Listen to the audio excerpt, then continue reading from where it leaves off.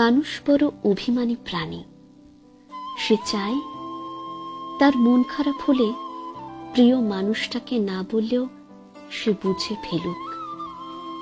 ফোনের এপার থেকে একটু ম্লান গলায় হ্যালো বলতেই ওপারের মানুষটা বলুক, তোমার মন খারাপ?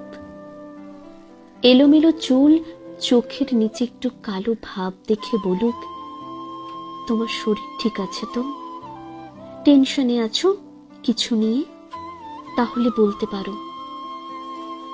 সে চায় মানুষটা বুঝুক, কখন শক্ত করে বুকের মাঝে চেপে ধরতে হয়, আর কখন হাতের মুঠোয় হাত রাখতে হয়, আর কখন ফিস ফিসে বলতে হয়, আমি তো আছি, তবে মন খারাপ কেন?